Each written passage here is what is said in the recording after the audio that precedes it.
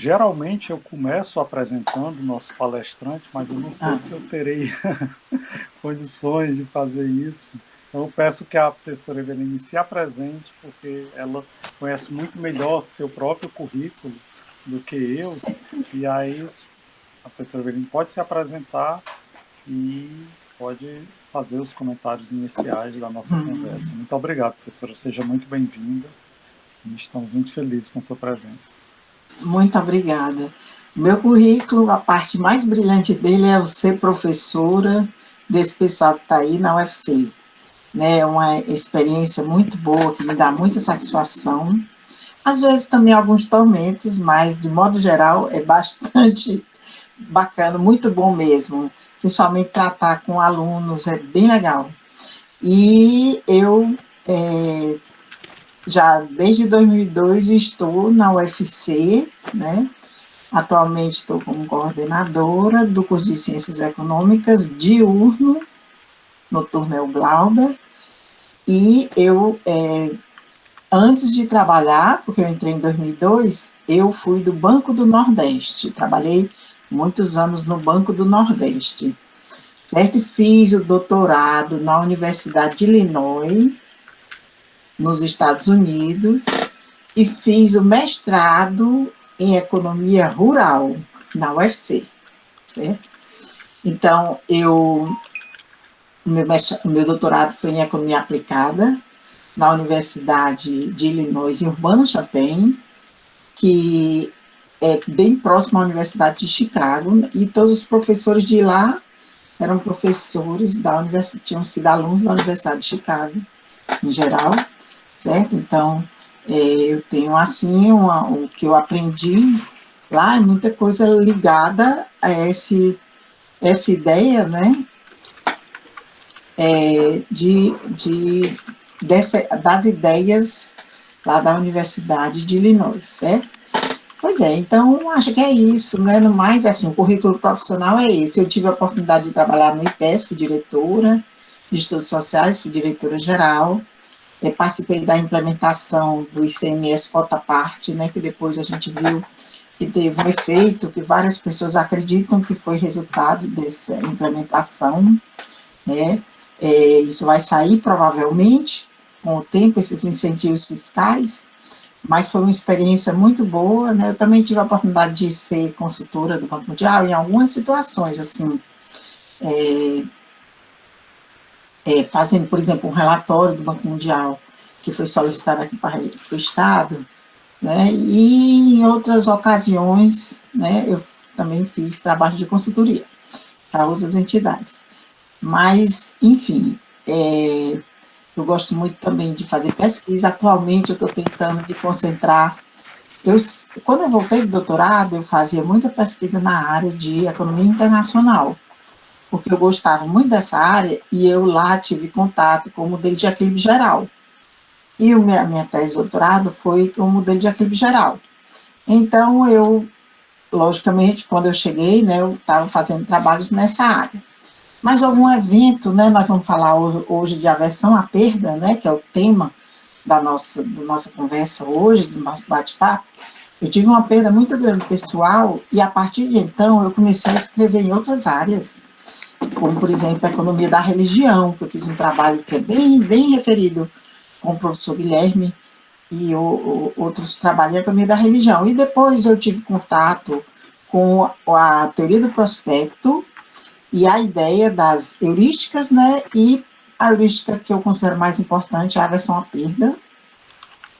E eu realmente agora estudo isso assim como uma diversão. Eu gosto imensamente da área, acho super interessante, por isso que quando me pediram para dizer, a Liana me pediu para dizer qual seria o tema, eu coloquei esse. Certo, poderia ser outros temas, né? Mas eu acho que a economia comportamental talvez uma coisa que a maioria já sabe, mas essa parte específica, né, da teoria do prospecto, que leva o nome do nosso programa de extensão, né, que a gente vai falar depois sobre isso, eu acho que é a mais interessante. E a partir daí eu comecei a escrever mais sobre isso, especialmente relativo à perda. É isso. Bem, muito obrigado, Estão professora perguntando aí uma Eveline. coisa para você sobre certificados. Na verdade, fui eu que escrevi pedindo Ah, é para que você. aqueles alunos que Ah, quiserem o certificado de participação ah, deixem os nomes e os e-mails aqui no chat. tá certo. Bem, muito obrigado, professora Eveline. Realmente, ser incapaz de falar sobre todos os aspectos do currículo é muito rico, muito sofisticado. E a professora Eveline realmente ela tem essa formação extremamente ampla, né? Que ela dialoga em várias áreas, principalmente em microeconomia, mas humildemente acho que até recentemente vi um artigo sobre essa questão de perda e passei para a professora Eveline, que sei que ela trabalha com essa questão com a economia da religião, né? Como as religiões ajudam as pessoas a superar as perdas. Mas eu queria primeiramente que a senhora falasse sobre os seus trabalhos nessa área, né? Assim, Hum, não é uma coisa que a teoria econômica muito facilmente lida, né? Nós temos talvez como a senhora falou da Universidade de Chicago, né? Então, um dos maiores professores da Universidade de Chicago, o Gary Becker, que ele começou a utilizar temas que não são propriamente muito comuns para os exatamente. economistas, né? E trazer a metodologia da economia para explorar esses temas. Então, eu queria que a senhora falasse um pouco mais sobre esse trabalho, sobre essa perspectiva, né? Como é que a economia aborda esses temas aparentemente tão distantes ou não muito comuns a gente ver economistas abordando. Pronto, olha, o Gary Becker, quando eu voltei de Illinois, eu estava completamente apaixonada por ele e pelo John Nash. Uma coisa assim que realmente me encantou muito, que eu estudei muito os dois lá. Ele ganhou o Prêmio Nobel em 1994 e realmente se falava muito disso, a gente lê muitos trabalhos dele, porque ele ampliou demais os horizontes da economia. Foi a partir do Gary Becker que se realmente, como o Marcelo falou, começou a saber que a teoria econômica podia ser aplicada em diversas áreas. Por exemplo, separação e casamento, como ele falou. Até hoje, criminalidade, que foi um tema que ele abordou, é citado como base os trabalhos dele. E principalmente um especificamente. Tem outros trabalhos também de gênero, que a maioria deles se referem ao Gary Becker. E, recentemente nós fizemos para um congresso que foi aprovado, e é sobre gênero, e a gente cita sempre o Gary Becker. Essa é uma coisa que é sempre, né, eu fiz com o Luiz Henrique, que eu acho que está até aqui. Então, é uma coisa assim que realmente é bem citada. E em geral, por exemplo, o que eu tenho feito atualmente, né, eu deixei um pouco de lado essa parte de comércio exterior, que eu sempre acompanhava, né? Apesar de que ainda tem alguns alunos que me procuram, mas quando é relacionado a utilizar o modelo de equilíbrio geral. Mas não sendo, eu atualmente prefiro, assim, por uma questão de gostar mesmo, né? Ou essa parte de economia da religião, ou então, mais atualmente, eu estou fazendo um trabalho agora, né, com um aluno meu, muito bom, o Felipe, certo? O Felipe Vargens, que é sobre essa questão que faz um comparativo entre a teoria econômica tradicional, né, a teoria da utilidade esperada, a teoria do prospecto e a teoria da utilidade revelada, faz assim um comparativo das três. Eu estou achando extremamente interessante, bem diferente do que eu fazia antes, porque antes eu usava sempre assim, métodos quantitativos. E agora, algumas das coisas, por exemplo, em economia comportamental, a gente usa, mas geralmente são questionários. E esse mais recente é teórico mesmo, certo? Eu estou achando bem bacana essa ideia, né? E eu tenho lido muito sobre isso, mas na verdade isso começou em 2017. Eu vi, né, no livro que a gente utiliza como livro de texto, que é o livro do Varian, é utilizado esse livro, né, no mundo todo, e tem um capítulo que foi a partir de algumas edições mais recentes, que foi incluído o capítulo 30, que é sobre economia comportamental. É muito curioso, assim, porque, em geral, eu não falava sobre isso, mas eu vi que fazia parte do livro, né, então, e era uma coisa que estava crescendo muito, e a gente achou que era bacana. Então, em 2017, né, quando houve o Richard Thaler ganhou o Prêmio Nobel de Economia, nós entramos com um projeto, na verdade, vários alunos, né, tiveram também essa iniciativa, falaram comigo, já tinha alguns alunos falando sobre isso, e eu já estava interessada nessa área, principalmente nessa questão da teoria do prospecto, que fala da aversão à perda, que eu fiz a conexão, como o Marcelo me deu aquele artigo, né, com religião, certo? Porque eu tenho um grupo de mães que eu participo, né, na verdade eu sou administradora do grupo, que tem 250 mães, que passaram, né, a uma situação de perda profunda, né, então, essas coisas assim, as respostas que eles falavam, me levaram a ter interesse. Como eu já estava lendo sobre isso, nós criamos o grupo, né, o Prospecto, que é um grupo de extensão, grupo de estudos e pesquisas em economia comportamental. Aí, poucas pessoas conheciam. E, ao mesmo tempo, a gente começou a colocar na disciplina de microeconomia esse capítulo 30, mas ainda sem cobrar em prova, só para as pessoas saberem o que é, porque há uma tendência disso realmente ser cada vez mais próximo e ser incorporado. Eu notava que de 2017 para cá, se eu estiver falando muito, viu, Marcelo, pode me interromper, eu notava que de 2017 para cá, algumas pessoas assim viam com certo ceticismo, como se houvesse a possibilidade de desfazer a economia, ou que fosse substituir. O próprio livro do Varian, né, ele diz claramente o seguinte, olha, essas abordagens são complementares. Apenas na abordagem tradicional, o homem é considerado racional, um ser totalmente racional e egoísta, que não pensa nos outros, né, e que faz tudo de forma para otimizar. Então, é quase um robô. O homem, ele não erra nunca, né? Então, essas são as ideias, né, assim, que está por trás do homem ser racional e que a gente sabe que, na prática, não é o caso. A gente, quando isso tudo a gente está falando, de fato, de economia, porque, ó, economia, o que é? É a ciência que estuda a alocação de recursos escassos. Então, se os recursos são escassos, você não pode escolher tudo que você quer. Você tem que decidir, porque são escassos, você tem que fazer uma escolha. Quando você faz uma escolha, então, você tem que ter estratégias de escolha, certo?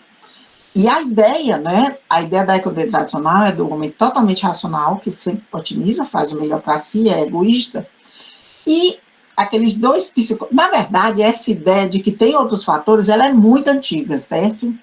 Desde Adam Smith. É uma ideia de que o Adam Smith tem um livro menos famoso do que A Riqueza das Nações, que é a Teoria dos Sentimentos Morais, que você já deve ter ouvido falar, e que fala sobre ética, moral, essas coisas, né? Então, ele falava já nessas questões, e ele falava em perda, super interessante. Depois, teve o Herbert Simon, ele falava na racionalidade limitada. Então, isso é uma coisa assim, que não é nova, é bem antiga. Mas aqueles dois psicólogos, né, o Daniel Kahneman e o Amos Tversky, eles fizeram assim uma coisa inédita, eles ganharam o Prêmio Nobel em 2002, colocando essas ideias, dessas heurísticas, e entre elas tem a perda, a aversão à perda, sabe? Então, nós iniciamos assim, e no capítulo 30, ele diz claramente o seguinte, que para nós, né, a teoria tradicional, as pessoas já têm preferências pré-concebidas. E, de acordo com a economia comportamental, as pessoas devem primeiro fazer escolhas, testar, para depois formar suas preferências. E essa é a grande diferença dos dois. Quer que eu fale mais sobre como foi? Porque tem um bocado de coisa para falar. As perguntas vão surgir, né? Sério. Pode ficar tranquila falando a respeito. Certo. Eu, particularmente, professora Eveline, eu tenho uma dúvida muito grande, porque como a economia comportamental, apesar de já ter ganhadores do Prêmio Nobel, é uma área mais recente, eu, particularmente, tenho que confessar que eu não conhecia essa teoria do prospecto. Eu já vi, claro, que, por exemplo, quando surgiu toda essa discussão sobre racionalidade do ser humano, e o Jeremy Bentham criou a sua teoria de que o ideal seria nós maximizarmos a felicidade e minimizarmos o sofrimento na sociedade.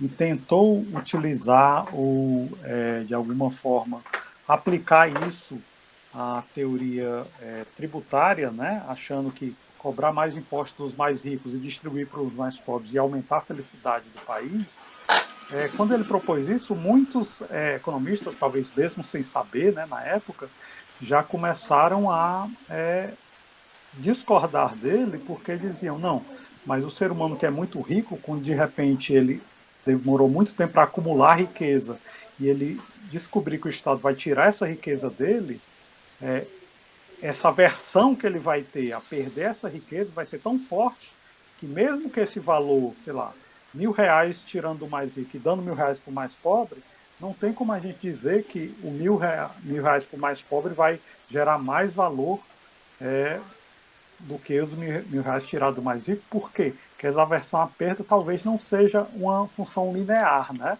Pode ser que seja uma função quadrática ou a terceira potência, ou a quarta potência, de forma que gere uma perda muito grande. Então, isso certamente permeou a teoria econômica já há muitas décadas ou séculos, mas, assim, eu imagino que talvez essa teoria do prospecto tenha dado um toque mais profundo do ponto de vista de formalizar metodologicamente, formalizar teoricamente isso. Mas, assim, é uma suposição minha, porque eu sou muito ignorante a respeito disso. Então, Não, se ela eu pudesse achei. falar um pouco sobre a teoria do Falo prospecto, com o maior gosto. eu Olha, eu gostei muito do que você falou também. E é verdade, isso mostra que, mais uma vez, que isso não é uma coisa nova, assim. Na verdade, vários haviam falado. Eu acho que o mérito deles foi, eles desde a década de 70 pesquisavam sobre isso, e o Richard Thaler, ele diz que é economista, né, ganhou o prêmio Nobel em 2017, principalmente por causa da ideia de nudge, está muito usada, principalmente no setor público. Ele disse o seguinte, que, na verdade, o que o Tversky, o Kahneman e o Tversky, né, fizeram foi uma continuação das ideias do Herbert Simon, que é essa questão da racionalidade limitada. Ele diz isso claramente, né? Realmente, muita gente já tinha falado sobre isso, mas o que eu acho que eles fizeram foi assim, fizeram vários experimentos, comprovar, é até interessante, porque não é nada de modelo sofisticado, é uma coisa relacionada a experimentos mesmo. Por exemplo, aí eu vou falar então da teoria do prospecto. Primeiro, esse nome prospecto, se você olhar, prospecto quer dizer perspectiva. É uma coisa que está relacionada à probabilidade, né? É mais ou menos o que a gente estuda é relacionado à escolha com risco, que a gente estuda, né, na teoria tradicional, quando há risco, né? Mas ele colocou exatamente para dizer que as pessoas têm uma tendência a escolher de forma diferente quando entra probabilidade, certo? E eles colocaram, por exemplo, eles utilizam um exemplo, você prefere ganhar R$ 100 ou ganhar R$ 1.200 com chance de 90%? As pessoas preferem ganhar R$ 100 com certeza. Aí ele foi fazendo testes assim, principalmente virando a moeda, e conseguiu comprovar várias vezes de que pessoas fazem tudo para evitar risco, né? Fazem tudo, tudo, tudo. Evitar risco não é evitar perda, não é o risco. Na verdade, é o medo de perder, porque o risco, algumas pessoas são amantes do risco, como tem na teoria tradicional, na teoria clássica, né? E gostam mesmo, né? Porque tem pessoas que pagam para andar naqueles body jump, aquelas coisas, né? De asa delta, não sei o quê. Então, tem pessoas que gostam dessas coisas, né? Então, na verdade, não é essa questão do risco, é a questão do medo de perder. E mais profundo do que isso, é que não é só o medo de perder, é admitir que perdeu. Então, é como se fosse uma coisa relacionada ao ser humano, que é o orgulho de admitir que errou, né? Então, por isso, algumas pessoas, né, que não conhecem bem, acham assim, e como é que a gente... Na verdade, os dois autores, né, que ganharam o Prêmio Nobel, os psicólogos, eles compararam com o modelo tradicional de economia, ou seja, eles entraram na nossa área para fazer isso, por isso que eles ganharam o Nobel de Economia. E realmente a gente percebe, assim, que o modelo tradicional, ele deixa de lado algumas situações. E, logicamente, né, com o desenvolver dessa área, tem uma sub-área, que é finanças comportamentais, que várias pessoas estudam, e essa coisa da aversão à perda, então, foi fundamental. Mas eu vou falar bem direitinho da teoria do prospecto. Essa prospect theory, que eles chamaram, teoria do prospecto, que tem a ver com probabilidade, foi uma conclusão que eles chegaram de que as pessoas tentam, a todo custo, evitar perda. E ele, nas análises dele, eles chamam umas coisas chamadas de heurísticas. Ele diz o seguinte: na economia tradicional, a gente diz que o homem é racional, que é aquele estilo, né, que eu falei. É egoísta, não pensa nos outros. A gente sabe que não é verdade. Tem pessoas que fazem atos de altruísmo e tudo, né?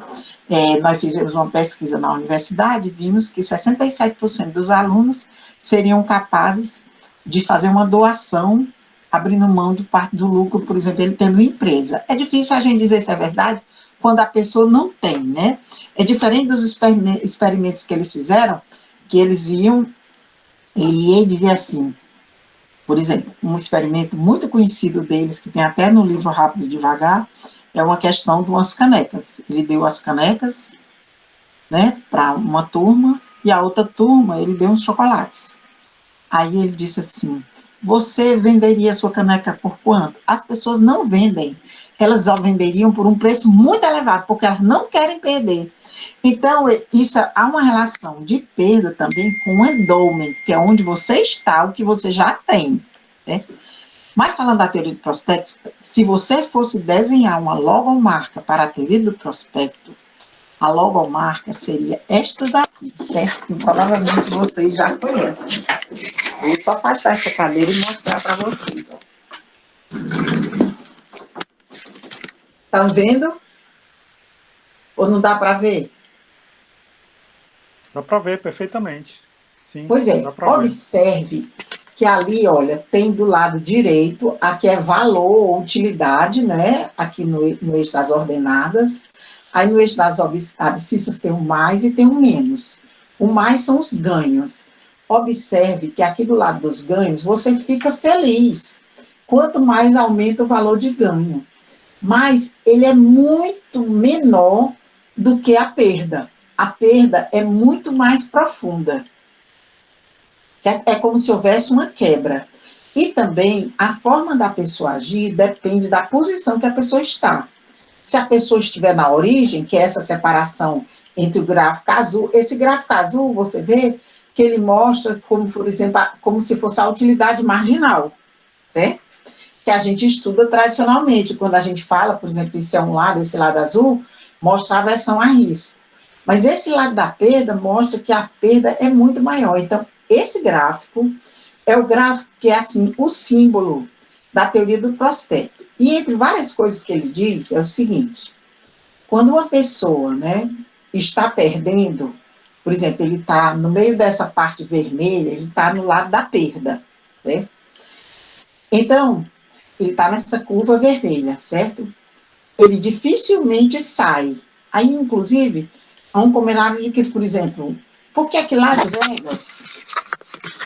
Las Vegas é tão rica e entram tantas pessoas para jogar? Porque pessoas que estão perdendo não desistem. Elas têm a esperança de sair daquela posição para poder conseguir reverter, para evitar a perda, evitar dizer que perdeu tudo, certo? Então, essas foram algumas das conclusões, né, que as pessoas chegaram. Né? E tem outras coisas muito interessantes. Por exemplo, uma pessoa que perde um ticket, você vai para um show, você gosta muito desse show e você perde um ingresso, certo? O ingresso custa R$100, e você fica super chateado, puxa vida. Fizeram várias experiências, né, dizendo que quem perde o ticket não compra de novo outro ticket. Por quê? Porque ele tem uma sensação de perda dupla. de perder o ticket e de perder o dinheiro, os R$ 100 que ele vai desembolsar de novo. Agora, se ele perder os R$ 100, ele compra o ticket. Porque o fato de perder os R$ 100 não significa que ele perdeu o ticket, perdeu só R$ 100. Mas é exatamente a mesma coisa. Mas isso mostra que as pessoas têm uma aversão muito grande à perda. E tem vários exemplos, certo, que mostram isso. Então, na verdade, quando eles começaram a escrever, né, o Kahneman e o Tversky, esses psicólogos, eles chamaram as coisas assim, que o homem é racional, tudo bem, os economistas pensam assim, mas acontece que a mente da gente trapaceia a gente, que não é assim tão racional, que às vezes você decide erradamente, e que esse erro pode ser previsível, e que é importante você ter a previsibilidade para que você, em alguns momentos, sabendo disso, você se torne mais racional, porque a chance de você escolher certo é maior. Né? Então, ele utilizou para isso as heurísticas. Essa palavra, que você já deve ter ouvido falar, ela nada mais é do que dizer atalhos mentais. É como se na mente da gente tivesse uns atalhos, certo? E, por exemplo, você, né, o pessoal que está aqui, a maioria é solteiro, né? Então, eles estão atrás de um par, certo? Eles não vão atrás do par no mundo todo. Eles vão atrás dos que estão mais próximos. E eles resolvem um dia se juntar, casar, ficar com a pessoa. Então, será que isso é racional? Porque você, para ser bem racional, você tinha que conhecer o mundo todinho. As pessoas da faculdade todinho, comprar. Se você for escolher sapato, você tinha que olhar todos os tipos de par de sapato do mundo, né? Para você descobrir. Mas, na verdade, você vai para o mais rápido. Isso é a chamada heurística da disponibilidade. É o que está disponível.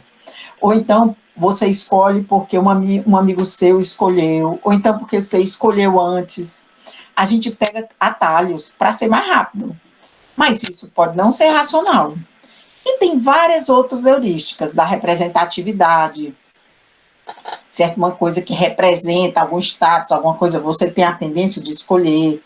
O efeito ancoragem, que é quase uma coisa assim de bruxaria. Não sei se você já viu, né? Que ele fez uns experimentos super interessantes.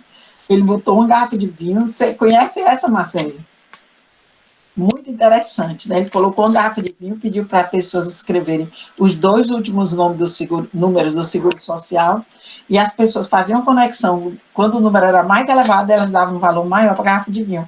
Quer dizer, a gente faz conexões assim espúrias, uma coisa não tem nada a ver com a outra. E foi isso que esses 2 psicólogos, ganharam pelo Nobel, chamavam de heurística. Mas a heurística mais forte deles é a de aversão à perda. Essa heurística, esse atalho mental, que é de aversão a perder, foi que deu o prêmio Nobel a eles 2, na verdade. Certo? Porque foi realmente uma contribuição para a economia. Porque a partir daí é como se fosse assim, bem, você sabe que tem essas falhas, e agora você, quando for decidir no mercado financeiro, você sabe que se você deve pensar, se você está perdendo, talvez seja mais racional você vender uma ação, certo? Do que você manter e perder até o fim. Né? Então, é uma coisa assim que deu uns insights, umas ideias bem importantes para a economia mesmo. Por isso que muita gente admira como é que 2 caras de psicologia ganharam, mas foi por causa dessa heurística da aversão à perda. Que isso é uma coisa assim que esclareceu, a gente não pode dizer que substitui, né? Mas esclareceu que a aversão não é propriamente a risco. Então, a gente pode até, eu nunca vi isso escrito em lugar nenhum, mas eu gosto muito de teoria do jogo, né? A gente pode imaginar que aquele dilema do prisioneiro, na verdade, o resultado, o payoff não é o melhor, né? Nos exemplos que são dados. Mas é o possível baseado no que o outro vai fazer, que é exatamente a definição do equilíbrio de Nash. E chega naquele resultado porque as pessoas têm medo de ficar 20 anos presas, que é uma enorme perda. Com medo de perder, as pessoas evitam, certo?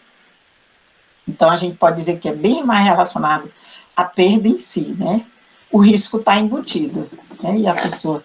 Então, e depois dele, né, começaram a escrever mais sobre esse assunto, e mais recentemente, aliás, o Richard Thaler, ele começou a ter um trabalho também, né, trabalhar com esses caras, porque ele disse que desde que era estudante de economia, ele começou a escrever umas observações de coisas que ele achava que não era racional e que as pessoas faziam.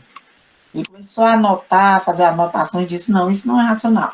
Eu vou anotar. Tudo que ele achava diferente do que a gente estuda em economia, ele dizia, não, isso aqui não é bacana, isso aqui não é racional. Ele começou a fazer anotações. Ele, por exemplo, conta a história que é muito famosa no livro dele, ele cita de umas pessoas que estavam numa festa lá nos Estados Unidos. É bem comum as pessoas fazerem recepções dentro de casa, dentro mesmo. As pessoas, a casa fica, todo mundo entra na cozinha e bota tudo, né, que a pessoa vai se servindo. A casa fica aberta, é como o open house mesmo, né? Não sei se na Alemanha é assim, mas aqui, lá nos Estados Unidos é. Então, ele colocou uma tigela com castanhas e as pessoas estavam acabando as castanhas antes do jantar. E quando ele tirou, ele viu, puxa vida, as pessoas não vão jantar, estão acabando as castanhas. Quando ele tirou, todo mundo que estava ao redor das castanhas disse, oh, muito obrigado por ter tirado a tigela com as castanhas. Eu estava comendo muito, ele disse, isso não é racional. Como é que eles estavam comendo as castanhas e eles não queriam comer? Não era só dizer, uma pessoa racional ia dizer, eu não vou comer, certo? Então, são essas coisas, né, que ele veio a identificar, certo? E ele ia anotando. Aí ele depois começou a trabalhar com os dois, mais ou menos na década de 90, ele começou a trabalhar, já está lá na Universidade de Chicago, começou a trabalhar sobre isso e ele lançou uma ideia dentro dessas noções de fazer as pessoas agirem do jeito que a gente quer, certo? Usando a psicologia, né? Foi a ideia de nudge, certo? Essa ideia do nudge, né, que na verdade pode ser traduzido como cutucão ou empurrão, né, que as pessoas podem, por exemplo, considerar que os governos, mas está sendo usado também na iniciativa privada, mas os governos, por exemplo, eles podem fazer com que as pessoas façam o que ele quer, considerando o default, que é o normal, né, o padrão, o que ele quer, mas de forma que a pessoa não perca a liberdade de poder mudar, mas dá trabalho, mudar. Sabe assim, aquela ideia de você é doador de órgãos, aqui você tem que dizer, eu quero ser doador de órgãos para os seus familiares. Quando é naquela hora da maior tristeza do mundo, aí um familiar dificilmente diz, sou doador de órgãos, porque a pessoa não está nem com cabeça. Em alguns países já tem escrito na carteira da pessoa, né, na identidade, sou doador de órgãos, aí não tem nem dúvida, já tem escrito na carteira. Agora a pessoa pode ir lá dizer, eu não quero ser doador de órgãos, aí eles mudam, botam, não quero ser doador de órgãos. Pronto, a pessoa tem liberdade. E também o NUD, ele tem essas duas características, que é preservar a liberdade e não ser caro, certo? Não ser considerado uma coisa cara. Na verdade, é uma coisa barata, não precisa de grande investimento. É só a forma de você dizer. Né? Muito interessante essa questão, porque me lembrou uma série de coisas, até pela pergunta, na Alemanha é assim, porque eu acho mais interessante do que o Thaler faz, né, e que também o Daniel Kahneman faz, é o fato deles levarem muito em consideração a questão dos hábitos, né, dos costumes. E muitas vezes eu até tenho dificuldade de aceitar a noção de que as pessoas não sejam racionais. Mas é uma questão de que a racionalidade está submetida a costumes, né? Como, por exemplo, essa coisa da castanha, do exemplo da castanha que você falou, eu lembro muito bem de quando a gente vai para um restaurante ou para um bar na Alemanha, e a gente pede alguma coisa para beber, uma cerveja, refrigerante, alguma coisa, uma água. Aí existe um costume que geralmente os estrangeiros não conhecem, um pouco parecido com esse negócio de castanha, que é o seguinte: você pede, por exemplo, um copo de cerveja. Aí você bebe o copo inteiro de cerveja. Quando você bebeu tudo, o garçom automaticamente já traz outro copo e tira o copo vazio e traz outro copo cheio para você. E quando você beber tudo, ele vai trazendo. Seja cerveja, seja água, seja refrigerante, seja o que for. Então, a pessoa que não conhece sabe que não pode beber tudo, tem que deixar um restinho no final, que só assim evita que o garçom traga um novo para substituir o anterior. Mas a questão o quê? A questão é de cultura, né? Porque eventualmente, se convencionou achar que o custo da pessoa chamar o garçom e o garçom vir para dizer e tudo, para evitar isso tudo, o garçom já vem trazendo a bebida, que é para já ir substituindo a questão de ser mais eficiente, né? O garçom não dá 2 viagens e tudo, para ouvir o que é que o cliente quer e tudo. Então, isso foi algo que passou muito interessante, porque eu imagino que na questão das castanhas, os convidados estavam pensando, eu não quero comer mais, mas eu vou ficar constrangido tendo tanta castanha aqui e o anfitrião achar que a gente não está comendo, né? Porque depois aqui é para a gente comer. Então as pessoas ficam constrangidas e assim, mas é uma questão de informação, né? Porque eu, por exemplo, eu tenho uma prima que ela se formou na faculdade de marketing e comunicação na USP, e aí todo mundo da família brinca com ela dizendo que ela quer enganar todo mundo, né? Quer mentir, dizendo que todo mundo, ela vai convencer todo mundo a comprar coisas que que as pessoas não precisam ou não querem, né? Marketing tem muito essa visão do senso comum, né? Tem muita visão do senso comum. E eu sou um dos poucos que a apoio dizendo para ela que ela está numa área de informação. Porque às vezes o consumidor quer consumir alguma coisa, mas a informação de ter acesso às características desse produto é uma informação muito alta, né? Como até foi dado esse exemplo dos solteiros que querem entrar em contato com outras pessoas, mas como entrar em contato com outras pessoas é um custo muito alto, então elas acabam tendo uma procura limitada, né? Não é que elas sejam irracionais, porque o custo de procurar é alto demais, né? Então elas acabam aceitando as primeiras pessoas que elas encontram porque o custo de continuar procurando um custo elevado. Achar a pessoa, aí pega o atalho. Achar uma pessoa do outro lado do mundo que seja a pessoa perfeita muito custoso. Muito custoso, é verdade. Realmente a palavra-chave é essa, porque o custo é... Então, na verdade, a gente pode imaginar, não é que as pessoas não são racionais. Elas pegam esses atalhos mentais porque elas acham que é mais prático, né? E se decidem, né? Tomar a decisão assim. A ideia aqui é que as pessoas, na verdade, a gente decide com um misto de racionalidade com essas outras coisas, considerando essas heurísticas, que são esses atalhos, certo? Assim, em algumas situações, mas que é importante a pessoa saber que, às vezes, é só um atalho, e se, eventualmente, isso não valeria a pena incorrer num custo. Em algumas situações, pode valer a pena. Pode ser mais racional e até o custo valer a pena, certo? Na verdade, por exemplo, o Dan Ariely, né, um cara que nunca ganhou o prêmio Nobel, mas ele é muito famoso nessa área de economia comportamental. Ele tem livros, né, tem aquele Previsivelmente Irracional, que é bem famoso dele, ele tem vendido muito livro, tem escrito muito, até umas coisas assim, bem diferentes, né, em economia comportamental, assim, bem inéditas mesmo, coisas curiosíssimas, que eu não teria nem coragem de dizer para vocês qual seria o tema. Então, ele é um cara bem assim, moderno e tudo, ele tem uma barba de um lado, do outro lado não tem, né, que levou a queimadura, tem vários vídeos no YouTube, e ele fez uns experimentos assim, bem interessantes, sabe, bem curiosos mesmo. Ele diz o seguinte, que as pessoas são previsivelmente irracionais, ele considera que são irracionais. Mas uma coisa assim que eu estou tentando ler mais sobre isso é que é o seguinte, um homem-bomba, ele é irracional? Olha, isso depende muito da cultura, da religião dele, né?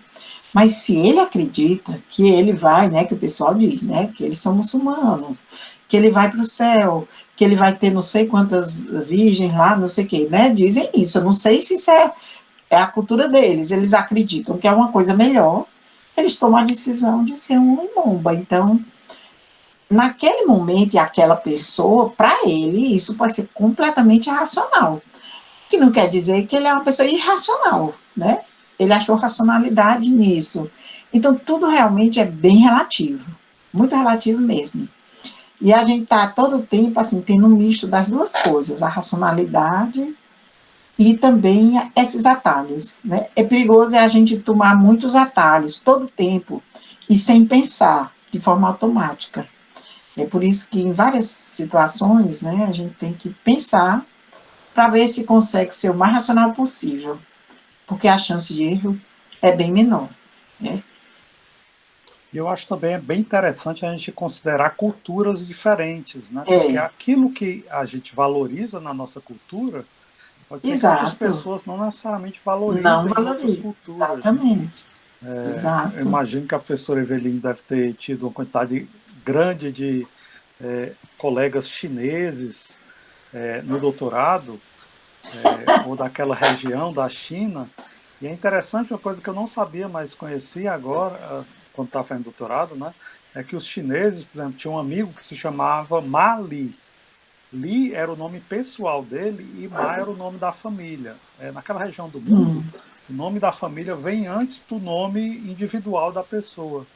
E aí eu notei muitas vezes que eles incorporavam um pouco isso de, em vários aspectos da vida deles, eles achavam que o indivíduo tem que agir em nome ou para propiciar alguma coisa para a coletividade. Depois que a coletividade tem aquilo, é que ele vai buscar alguma coisa para si. Então, essa questão de honra da família, ou então É, essa questão de buscar uma renda, entregar renda para a família, mesmo em famílias muito pobres, né?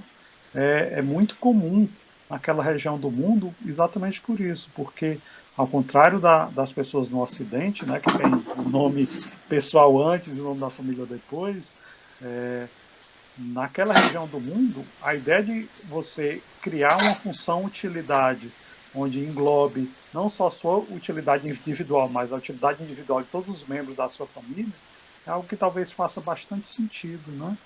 Ou é, seja, e é uma coisa que a gente vê muito comum com relação a pais e filhos, né? Os pais se sacrificam é, muito para gerar para mais os bem-estar filhos. pelos filhos ou os avós para os netos, e isso é bem comum. Tanto que a proposição Ricardo Barro, né, da equivalência ricardiana, diz exatamente, as famílias são eternas e as pessoas idosas deixam heranças para os É. netos, para os filhos, exatamente por isso, porque incorporam na função utilidade esse bem-estar vindo da transferência de renda para as outras gerações. Exatamente. Eu achei bem interessante isso aí que você falou da cultura, né? Isso é uma das coisas que a gente tem que ver, essas análises com relatividade. Eu acho bem interessante essa área de economia comportamental, é uma coisa que está no livro de micro, então realmente foi absorvida, né, pela economia, e tem tudo a ver, se você pensar o que eu estava falando com alocação de recursos escassos, significa envolve escolha. E se envolve escolha, você sabendo o que é que envolve as suas escolhas é muito importante, né? Que não é sempre toda a vida bem racional, certinho, que às vezes a gente pode levar algum tipo de rasteio e tudo isso é bem relevante. Agora, como colocar isso em modelos na prática é uma coisa ainda bem difícil, né? Tem essas ideias, por exemplo, de aversão à perda, e eu acho que a tendência vai ser introduzir isso. Com relação à cultura, realmente, você me falou aí uma coisa que me lembrou uma história, né? Talvez algum aluno aí já saiba da história. Eu não sei se eu já lhe contei, quando eu estudei lá na Universidade de Illinois, tinha uma amiga, é, eu fui tirar uma dúvida, ia ter uma prova no outro dia, né? E estava na sala do TA, né, o Teacher Assistant, que é como se fosse nosso monitor, mas lá é uma pessoa que tem uma salinha e tem um horário de receber alunos para tirar dúvida, porque isso com o professor é uma coisa impossível. Os professores não têm esse contato direto como nós temos, certo? Então a gente fala, se tem dúvida, com o TA, né? E estava no horário dele, eu fui lá tirar uma dúvida, só que tinha uma fila do lado de fora. Aí, quando eu fui, antes da minha vez, tinha uma menina chinesa na minha frente. Aí a chinesa disse, o TA saiu, quando saiu um aluno com ele, ele disse, olha, já está no meu horário, vamos embora, certo? Porque chegou o horário que estava previsto, né? Você sabe que americano é bem rigoroso nessas coisas, né? Aí essa chinesa olhou para trás e disse assim, puxa vida, eu ia tirar dúvidas sobre 3 questões. Você tem aí as questões para tirar xerox? Eu disse, tenho. Eu entreguei a ela, né? Aí no mesmo andar tinha um local que se tirava xerox. Ela tirou e me devolveu. Só que eram essas questões, a gente ia entregar ao professor, e o professor ia dar um meio ponto, pontinho, uma coisa assim. Mas você sabe que tudo vale, né? Para facilitar a nota, né? Então, Aí, então, eu à noite tive a ideia de ver essas questões e vi que estavam 3 páginas arrancadas. Então, isso foi uma coisa que me magoou muito, porque a pessoa numa pressão muito grande, né, ainda passar por uma coisa dessa, aí me lembrei de você por isso, porque depois de uns dias, quando terminou a prova, sim, aí teve a prova no outro dia, essa chinesa passou na minha frente, eu estava tão chateada que eu disse, por que você fez isso? Why did you do that? Eu disse, fiquei danada de raiva com ela, aí ela chegou e disse, I don't know what you're talking about, não sei do que você está falando, negou, né, na hora. Aí eu só sei que quando foi na volta da prova, né, eu fiquei conversando com um americano, né, da minha classe, aí contei a história, né, que ela tinha tirado as páginas, aí ela vai, foi, tá bom. Uns dias depois, uma outra chinesa pediu a essa americana emprestado um material. Não me lembro se era um livro, o que era. Aí ela respondeu, a americana, não vou emprestar, porque a Eveline emprestou e uma chinesa tomou 3 páginas dela. Coitada. Então, eles realmente são muito, assim, eles consideram como uma pessoa, ela disse assim, uma irmã minha, como se fosse irmã, sabe? Então, eles valorizam realmente, até ser chinês, né, que era chinesa também. Pois A é. noção de comunidade, né? Exatamente, é bem forte, É muito interessante forte. que poderiam as duas até nem se conhecer, mas uma provavelmente Eu ficou acho muito que sim. envergonhada. Deve ter ficado muito Pode envergonhada ter pela sido. atitude da Da outra, né? compatriota, né? Mesmo se não conhecesse, né? Talvez. Porque existe muito essa questão de comunidade na China. Muito. A noção de pertencimento àquela comunidade, então, era uma noção É de vergonha verdade. muito grande. E de competição muito grande também. De Eles são competição. bem competitivos. Se a mesma coisa fosse entre 2 americanos, o americano ia dizer, o que é que aquele cara tem a ver comigo? Eu nem conheço ele, não sei nem quem é. O fato de ser americano é irrelevante para mim. Eles lidam muito mais com a questão individual. Você é brasileiro, tem uma série de coisas em comum comigo, então eu tenho muito mais a ver com você do que com aquele americano, que eu não tenho nada a ver com ele. O fato dele ser americano é irrelevante. Bem, eu estou monopolizando, eu peço perdão aos alunos e à professora Eveline. E aí queria que os alunos fizessem perguntas, né? Afinal, a professora Eveline aceitou esse convite para conversar com vocês. E vocês devem fazer perguntas e interagir. Eu já explorei a professora Eveline demais, quase o tempo inteiro. Geralmente, professora Eveline, a gente usa assim, de 40 minutos a 1 hora. Mas aí fica à sua disposição. E aí eu peço que os alunos, então, se prontifiquem. Eu só vou falar mais alguma coisa que você mencionou, que eu achei muito interessante, sobre marketing, né? Que a sua prima, a sua sobrinha, né? Eu acho super interessante Minha também prima. marketing. Sua prima, né? Pois é, eu também acho super curioso e tem muita conexão com a economia comportamental. Inclusive, tem um experimento que foi feito, tem várias dessas heurísticas, né, que vê essa palavra, que são esses atalhos mentais. A ideia, por exemplo, se você tem muitas opções, foi tudo baseado em experimento feito com o pessoal de marketing. Um deles por exemplo, eles pegaram num supermercado e botaram várias amostras de geleia. E no outro local, no mesmo supermercado, poucas amostras de geleia.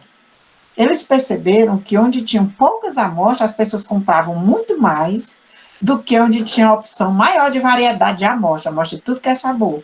As pessoas têm uma dificuldade quando é muito grande assim para escolher.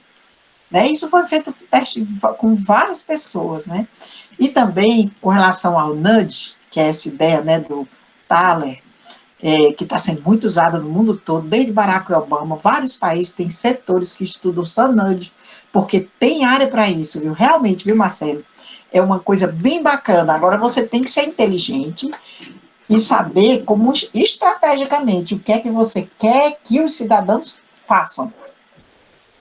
E sempre conectar com alguma coisa relacionada à perda, porque é a maneira de você fazer as pessoas mais do que você dar um incentivo. O incentivo maior pode ser você não perder. Né? Então, um experimento que eles fizeram com marketing, que eu acho bem curioso, né, de nudge. Por quê? Porque foi barato e fizeram o que queriam. Tem umas sopas Campbell, que são muito usadas nos Estados Unidos, foi feito com essa sopa mesmo, o experimento, mas podia ser qualquer coisa, né? E tinha lá para vender no supermercado, e eles não mudaram nada, deixaram do jeito que estava, à disposição das latas, porque marketing eu sei que tem umas coisas relacionadas até à disposição, né?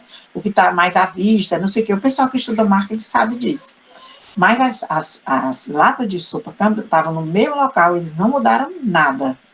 Mas eles botaram uma plaquinha dizendo assim, o preço da sopa era 77 cents, né? Centavo de dólar. Continuou esse mesmo preço, mas eles botaram a plaquinha dizendo assim, máximo de 4 latas por pessoa. O fato de eles botarem essa plaquinha fez com que as pessoas comprassem muito mais as sopas. Porque passou uma ideia, é como se fosse quase uma trapaça mesmo, é assim, passou a ideia assim, ou que a sopa estava muito barata, por isso, no máximo, você só podia comprar 4, ou então que ia acabar a sopa. Eu só sei que o efeito foi esse, né?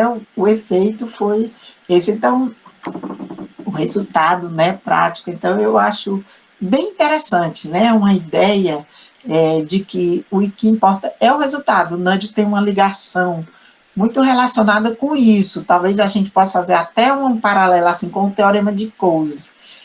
É como se as pessoas, né, os governos, tivessem assim negociando, fazendo um acordo com as pessoas, os cidadãos, vamos supor, se for empresa pública. E o que importa no final é as pessoas fazerem o que você quer. Agora, quem vai fazer isso ou aquilo não interessa muito, mas no final o resultado interessa, né? Nesse sentido, sabe? E não é uma negociação de fato, né? Mas você negocia quando você induz a pessoa a fazer alguma coisa. Já que a pessoa tem a liberdade de não fazer, né? Que é uma característica do nudge. Né? Existem, então, desafios do Muitos, Nudge num futuro próximo, né? Porque tem Muito, agora, muito na Califórnia, na Itália, nos últimos anos, está se tendo muita campanhas de pessoas comuns anti-vacina, né? E agora, com a possibilidade de uma vacina contra a Covid, existe uma expectativa da imprensa desses países, como é que as pessoas vão reagir a isso? Será que as pessoas vão evitar se vacinar? Ou será que o nudge pode ajudar os governos a dar uma cutucadinha para as pessoas irem se vacinar? Né? Uma das formas seria que, em alguns países, as próprias pessoas têm que pagar pela vacina. Né? Se o governo pagar pela vacina, talvez seja uma cutucadinha, né? Uma ajuda. Mas também tem que ter outras perspectivas, né? Tem que ter outras perspectivas, né? Porque isso é até histórico aqui, né? De que quando foi inventada a vacina da varíola, né? A história conta, né? Que houve uma verdadeira guerra, que as pessoas eram amarradas. O Oswaldo Cruz, né? Fez esse trabalho. E tem algumas, né? Tem essas ideias, mas o NUD pode ser uma coisa bem interessante, uma estratégia que pode ser pensada e bem sutil, para que as pessoas não pensem, né, que estão fazendo, que o governo está querendo, tá com essa estratégia para elas. Simplesmente fazer essa estratégia. Há uns anos atrás, esse negócio de andar com cinto de segurança era uma coisa impensável, ninguém andava. Né? Agora é incomum a pessoa andar sem o cinto de segurança. E porque principalmente implica numa perda, né? Que é uma multa bem pesada. Não é exatamente um nudge, né? Porque as pessoas não estão escolhendo voluntariamente, não Não, estão é seguindo assim verdade. Isso não voluntariamente. seria um nudge, Como de também a fato questão não é. das máscaras agora, né? É porque o nudge, na verdade, a pessoa não podia dizer eu não quero usar, né? Não tinha essa opção. Tem razão. Agora, as máscaras também não, porque você não pode. Agora, aquele negócio que botam os espaços no chão, eu acho que a gente poderia pensar, porque você fica naqueles espaços, ali é uma sugestão que você deve ficar naquele local onde está a bolinha redonda, né? Mas se você não quiser mesmo, se você não quiser mesmo, é só você avançar, né? Ninguém vai também lhe multar por isso, né? Aí poderia ser. É uma coisa. O nudge é uma coisa sempre assim, bem sutil. Não é assim assintoso, não. É bem sutil. É por isso que precisa de pensar assim, estrategicamente mesmo. Porque não é muito fácil. Olha, até eu me confundi. Realmente, essa questão do cinto de segurança foi efetivo por causa da aversão à perda, mas ninguém pode chamar de nudge. Né? Realmente não tem nada a ver. Realmente, aversão à perda é uma coisa e nudge é outra, né? Nudge é essa ideia de que você tem como fazer as pessoas fazerem o que você quer, custa barato, mas você preserva a liberdade. E a aversão à perda é uma heurística, a mais importante, que diz que as pessoas fazem tudo para evitar perda, né? Eventualmente você pode juntar os dois. Mas para ser um nudge, você tinha que aliar essas duas coisas, ser barato e você ter a liberdade de não fazer. Né? Maravilha. Muito obrigado, professora Eveline. Aqueles que não estavam matriculados em Micro 2 acabaram de assistir uma aula de economia comportamental e teoria do prospecto. Muito obrigado. E eu deixo aberto as perguntas, porque nós já estamos nos aproximando do nosso horário final para as considerações finais da professora Eveline. Quem quiser fazer perguntas, pode abrir o microfone e fazer perguntas, ou pelo chat. Eu queria só aí, falar mais. Eu queria falar pode, alguma coisa. pode continuar, professora Eveline, fica à vontade. Primeiro é que eu queria dizer para vocês que o grupo de estudos e pesquisas, que leva o nome de Prospecto, certo? É um grupo de estudos e pesquisas em economia comportamental. Comportamental é um grupo aberto, certo? Esse grupo, na própria concepção dele, ele iniciou em 2017, né, quando o Talen ganhou o Prêmio Nobel, a ideia é que envolva alunos de outras universidades e qualquer outra pessoa. Tem pessoas da psicologia que estão participando. Atualmente, os encontros estão sendo virtuais. Hoje, às 18 horas, vai ter um com uma professora de fora, da Universidade Federal de Viçosa, e para você entrar é pelo Instagram, Prospecto FC. Esse o Instagram, certo? Quem quiser, isso para você participar. Quando você participa, a bolsista atual do programa, que é a Lívia, ela anota os nomes e depois de um certo número de vezes que você participa, você tem direito a um certificado, certo? Isso conta como atividade complementar. Além disso, esse programa, porque é o Programa Prospecto, ele engloba 3 projetos, certo? O programa é uma coisa assim como se fosse um guarda-chuva, mas ele engloba 3 projetos. Um que é coordenado por mim, que é o de psicologia do consumidor. A gente estuda esses trabalhos relacionados a como as pessoas gastam, como as pessoas compram, tipo aqueles exemplos que eu dei no começo de sapato, né, que ninguém vê tudo, mas chega um momento que você escolhe. A gente estuda o consumo, como as pessoas consomem, certo? O outro projeto, que é coordenado pelo professor Paulo Neto, é Psicologia da Pobreza. Porque é uma coisa interessante, eu mostrei naquele gráfico do Thaler, que mostra a aversão à perda, vocês veem que a profundidade da perda, o sentimento é muito mais profundo do que o sentimento do ganho, né? Vocês viram que era até diferente. E quando uma pessoa está na perda, ela, em vez de sair, ela permanece. Quando a pessoa está no ganho, é que é fácil a pessoa sair. Quando está na perda, ela permanece com a esperança de reverter a perda. Por causa dessas nuances, tem uma série de autores, está tendo várias ramificações da economia comportamental.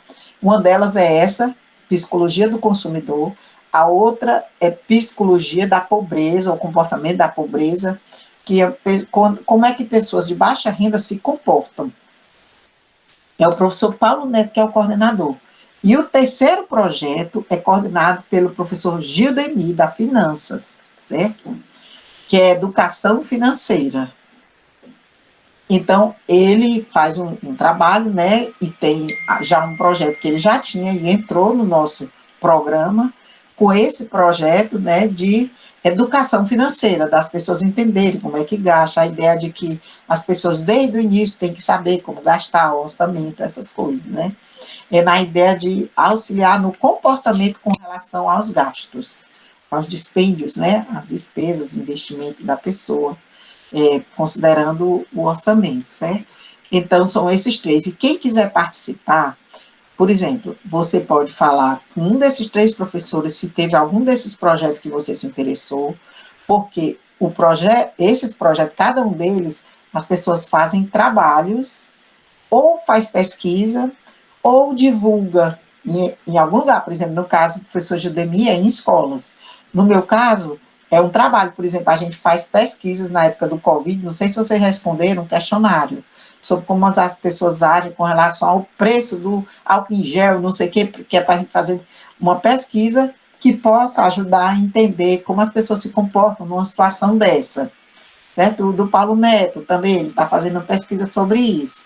Então, então, no todo, é esse programa, né, grande, que é o Prospecto, e quem tiver interesse pode, por exemplo, dizer para o professor que quer fazer parte da pesquisa, propor uma pesquisa. Às vezes você quer fazer um TCC nessa área, que tal você fazer um trabalho que é o seu TCC e ao mesmo tempo você pode publicar, de repente você não precisa nem defender TCC, você faz um trabalho, né? Então, se vocês quiserem, e outra coisa, quem quiser depois, cada ano a gente faz um relatório, cada professor faz o seu e eu faço do meu projeto e esse programa. A gente pode colocar o nome de vocês como voluntário. Aí fica oficialmente como colaborador do programa, certo? É só você ter alguns momentos que você ajude ou fazendo uma live sobre um tema, convidando uma pessoa ou ajudando num projeto desse. É assim que você se engaja, né? Então é isso. E vocês são todos muito bem-vindos, certo? A gente quer mesmo a participação de várias pessoas, né? E quem quiser gostar, né, pode olhar também meu canal. Eu agora tenho um canal. Eu acho que todo mundo tem agora, né, Marcelo? Esse negócio de YouTube, Evelyn de Carvalho. Então, aí eu também queria saber se você está gravando, se eu posso botar no meu canal de repente, né? Sim, Não sim, sei. sim. Vai ficar disponível Ótimo. para os alunos via PET, mas a gente pode também passar para você Então disponibilizar tá no seu ótimo. canal. Fique à vontade, professora. Tá certo. Pois olha, pois para mim é uma satisfação. Se alguém quiser fazer alguma pergunta, pode ser que eu não tenha falado. Eu tenho dado algumas entrevistas assim, tem um até que tem no meu canal. Quem gosta da área financeira, essa foi só coisa de economia comportamental. Na verdade, foi só de finanças comportamentais. Aí tem algumas heurísticas, né, que são voltadas para finanças. E essa entrevista que eu fiz com o Marcelo Ramalho, não sei se vocês conhecem, ele é dessa parte de investimento, de finanças, né? O pessoal dessa área tem gostado muito dessa parte, né, de economia comportamental para finanças. Aí eu me dediquei mais a essa parte de como você investir, como é que você deve agir, né, a tentativa de você ser mais racional nas escolhas dos investimentos. Quem gostar dessa área pode ver lá no YouTube, que tem falando sobre isso, certo? Foi a última, é o último que tem, né? E tem alguns das aulas que eu dei, quem gosta de teoria do jogo, tem um que eu começo cantando, né, que tem não sei quantas visualizações, porque nesse dia, para dar um show para a pandemia, eu resolvi logo cantar Mind Games do John Lennon para combinar com a teoria dos jogos, certo? Pois é. Maravilha. Talentos ocultos da professora Eveline. Ai, o pessoal riu demais. Esse eu achei legal. E eu gostei também da recepção, né? Esse Deoclésio aí que ficou rindo, eu não sei se ele viu, porque o pessoal, eu soube que fez um bocado de comentário, viu? Porque ninguém esperava, né? Pois é, a gente tem que surpreender, né, não, Marcelo? Com certeza. Muito obrigado, professora Eveline. Obrigado a todos que estiveram fazendo parte dessa conversa com a professora Eveline. Eu fiquei muito feliz quando a professora Eveline aceitou esse nosso convite, mas eu fiquei mais feliz ainda com essa aula de economia comportamental e teoria do prospecto, que era algo que particularmente eu não conhecia, e eu imagino que a maioria dos alunos, pelo menos aqueles que não fizeram ainda Micro 2 com a professora Eveline, talvez não conheçam ainda. Então, professora Eveline, muito obrigado. Eu agradeço. É um projeto que o PET tem, que sempre conversa com os professores, e a gente estava sentindo a falta da sua presença. Muito obrigado por ter vindo e suas palavras finais. Muito obrigado. Sim, exato, Deoclésio. Você me presenteou com a tese do John Nash. Muito obrigada, eu me recordo. Guardo com muito carinho, viu? Muito bacana. Olha, pessoal, muito obrigada pela oportunidade. Marcelo, muito obrigada. Gostei demais. Eu devia ter feito isso até antes, né? Mas realmente Eu tenho a impressão que naquele tempo eu estava com Covid, viu? Porque eu Ah, tive. sim. Ah, Eu mas acho que eu estava agora meio assim, agora não, agora eu estou tá melhor. saudável, isso é o que mais importa. É, exato. Maravilha. Então, eu agradeço muito a vocês, né, aos que assistiram até aqui, né, tem várias pessoas participando, parabenizar você por essa iniciativa desse projeto do PET bem bacana, viu, que abre, porque talvez vários alunos nem soubessem que tem a possibilidade, por exemplo, de você fazer um TCC, aí você já vai falar comigo, não é como tem aluno que diz, professor, eu não sei sobre o que eu escrevo, não, você diz, eu sei sobre o que eu quero escrever sobre a aversão à perda, sobre, né, eu quero fazer uma análise. É muito melhor você já pegando assim uma coisa, aí de repente você faz um trabalho, é publicado, se você tem pretensão de ser docente, a chance de você entrar no mestrado, tudo facilita, né, Marcelo, para o currículo da pessoa. Então, é uma coisa assim que está aberto, viu, o projeto da gente, o programa e os projetos. Se for interesse do consumidor, é comigo. Agora, se for comigo ou com a Lívia, né, que é a nossa bolsista.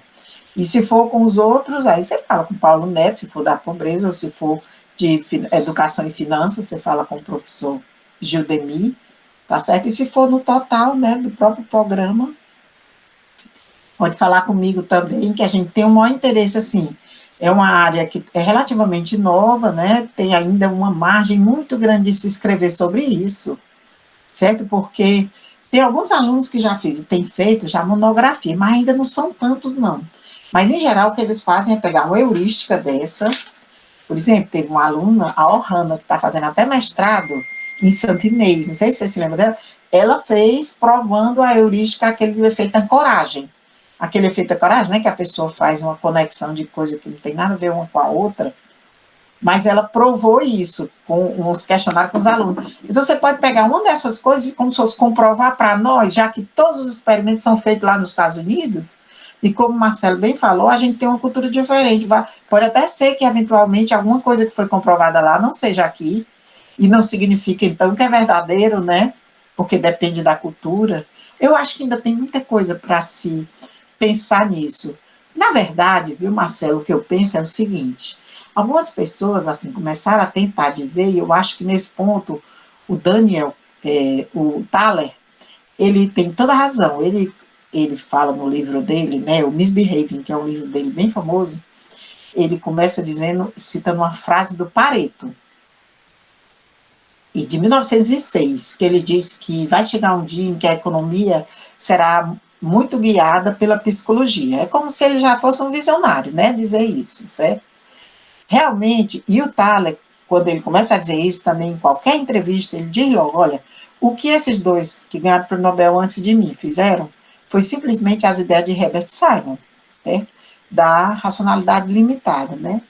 Eu vejo assim que tem muitas coisas que a gente faz, por exemplo, ceteris paribus, os químicos fazem em condições normais de temperatura e pressão.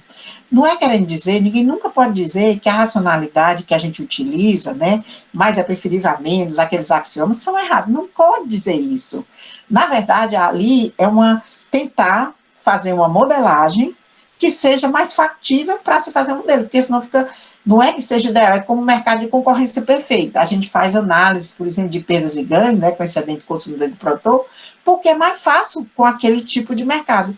Mas você pode fazer um outro tipo, só que você tem que introduzir. Não quer dizer que está errado, quer dizer que dá uma ideia do que pode acontecer, quem vai ganhar, quem vai perder. Simplesmente você abstrai em modelos mesmo que você faz no equilíbrio geral, é muito comum dizerem que, considerado, por exemplo, quando é entre países, que um país tem pleno emprego. E, na verdade, a gente sabe que isso não é verdade para a maioria dos países. É só uma redução para tentar tornar factível a prova ou a modelagem, certo? Não significa que está errado. Agora, se puder incorporar coisas mais reais que acontecem na prática, ótimo. Mas jamais se pode dizer que inviabiliza, de jeito nenhum. Só pode colaborar, né, nesse sentido na tentativa e nesse sentido, falta muito ainda para se aprender, né? Ah, sim, com certeza. Nossa ciência é uma ciência em constante mutação, constantemente se Exatamente. aprimorando, e essa área da economia comportamental é uma área realmente que deu um salto na microeconomia e aprimorou muito uma série de noções da microeconomia. Fantástico. Muito obrigado, professora Eveline. Muito obrigado a todos que estiveram aqui.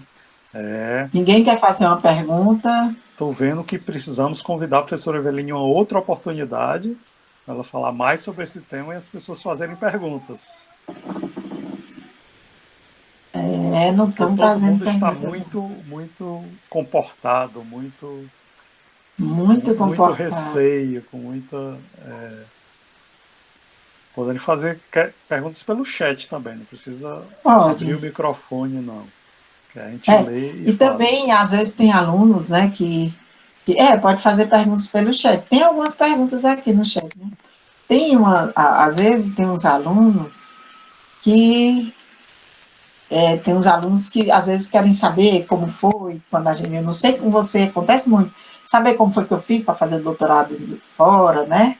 Também, se quiserem perguntar sobre isso, eu tenho o maior prazer, ou agora ou em outra oportunidade, certo?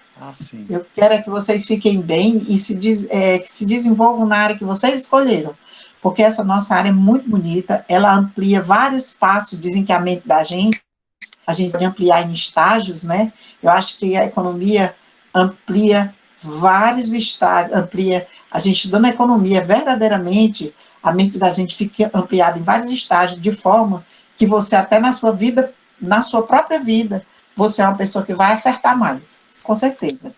Né? A Cíntia fez uma pergunta. A Cíntia Há obras, perguntou... né, que abrangem o tema.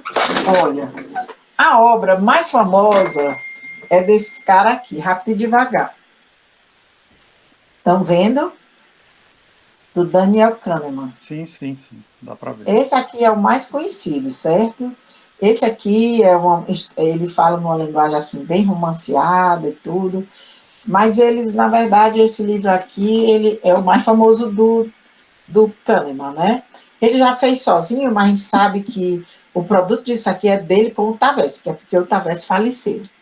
O outro, muito famoso, é esse aqui, que é o Misbehaving, né?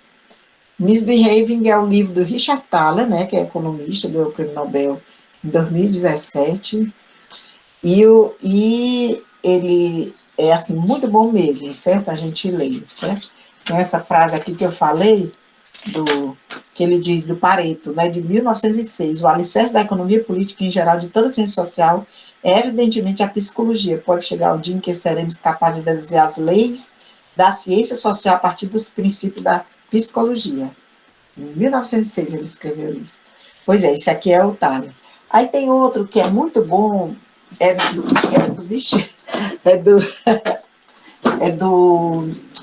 Dan Ariely.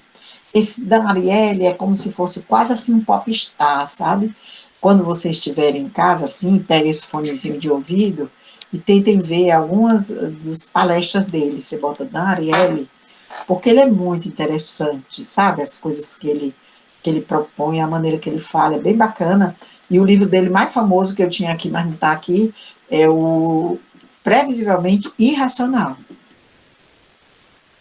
E tem outro livro muito bom, que é o Nudge, que é do Cass Sustein e o Richard Thaler, certo? Ele fez uma coautoria com o Cass Sustein e é muito bom também, que é o que dá essa ideia de nudge.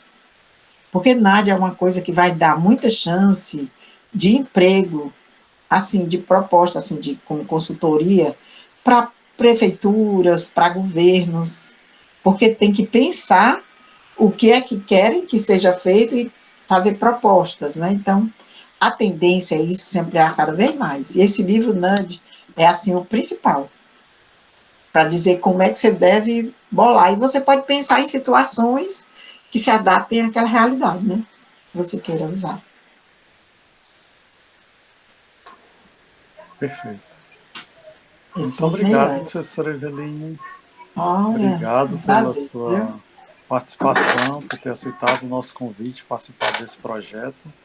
E alguns professores que vieram conversar com a gente já estão marcados para uma próxima. Espero poder contar com a senhora na próxima vez também, para conversar com a gente, ou de uma continuação desse projeto Prospecto ou de outras experiências suas como coordenadora do curso de Economia, ou do Ah, seu sim. trabalho no Ah, e IPES ou no BNB, que são olha, nós estamos muitos preparando, no BNB, no IPS, né? Essa IPES e questão foi BNB. bem bacana. No, o IPS é uma escola fora de série, né? O Ricardo sabe ir lá, tem uma turma muito boa e realmente a gente lá pratica economia de fato. É assim do tipo, como um dia que eu estava lá, que o governador ligou para mim, Severino, eu tenho recurso para fixar, para implantar 30 creches. Me diga quais são os municípios. Alocação de recursos escassos. Economia. Como é que você faz isso? Tem uma nota técnica dizendo como foi que foi a proposta da gente. Tem a listagem dos municípios. Isso é um problema típico, né, de alocação de recursos. Você tem que escolher as variáveis, ver quais são as que você considera relevante, aí você faz um ranking dos municípios, né. Tem uma nota técnica do IPES, que leva o nome de alguma coisa relacionada, não tem a palavra creche, não, mas é sobre, mas vocês veem, mas foi em 2010, esse artigo. Na verdade, é uma nota técnica, não é um artigo. Mostra como foi que foi realizado, como é que foi feito, né? Essa proposta. Então, lá tem várias coisas assim, de você realmente atuar como economista, bem bacana. E também no BNB, né, também. Agora, uma coisa que eu queria realmente, e me interessa, é que nós fizemos uma pesquisa agora, na coordenação, né, eu e o Glauber, e tem 2 alunos trabalhando nessa pesquisa, um monitor do Glauber, outro meu, né, e eles estão fazendo a análise descritiva dos dados dessa pesquisa com ex-alunos de egressos, porque a gente tinha muita vontade de saber como eles estão e onde eles estão, o que eles estão fazendo, se eles estão fazendo o que querem. Aí é super bacana, porque é uma coisa que realmente eu quero divulgar para vocês verem como é bacana o nosso curso, como dá oportunidade, como tem muita gente que se deu bem, que está se dando bem, certo? Com a economia. Então, eu acho que é uma coisa bacana, que é importante saberem, porque me parece, pelo que eu já andei sentindo, que às vezes os alunos não têm ideia de onde vão trabalhar. Na verdade, é melhor você fazer essa escolha mental e perseguir isso, porque você perseguindo, a chance de você conseguir é grande. Né? Ah, sim, com certeza. Maravilha. Pois é, É. professora. Será chamada certamente para falar sobre muitos temas e muitas questões, Essa daí, quando estiver mas pronta, eu te dou um toque, porque eu ótimo. até queria que as pessoas soubessem mesmo. É porque a gente pegou todos os dados, tinha aluno em todo lugar. Foi até difícil a gente descobrir que alguns foram, foi bem difícil, assim, achar. Mas foi um questionário e eles responderam e a gente está trabalhando nisso. Eu acho que vai ser muito útil para a gente entender, né, como é que vai, que pode fazer com que os alunos tenham mais motivação e até dar ideia de em que locais eles podem trabalhar, porque tem gente em várias áreas, né, usando a economia. Muito bem, Sim, pois muito obrigada, com viu, certeza. Muito Marcelo? obrigado. Um Eu que grande abraço, agradeço. um beijo aí, viu, na Sandra, que acho que ela passou por aí, nos meninos que eu vi aí, um atrás de você, uma horinha, e É um beijo nos verdade. meus alunos que eu estou vendo aqui, um grande abraço em todos, tá? Tudo de bom. E muito obrigada a você, Marcelo. Muito Você é obrigado, muito show. professora Eveline. Muito obrigado a todos do PET que propiciaram essa vinda da professora Eveline para conversar com a gente e Obrigada, Liana. muito provavelmente um compromisso de daqui a pouco nos encontrarmos de novo e Tá conversarmos bom. de novo. Muito obrigado, Tá professora. ótimo. Tudo de bom. Muito obrigado a Ah, todos que estiveram aqui conosco. obrigado, Um pessoal. Tudo abraço de a bom. todos. Tchau. Boa tarde. Tchau. Boa tarde.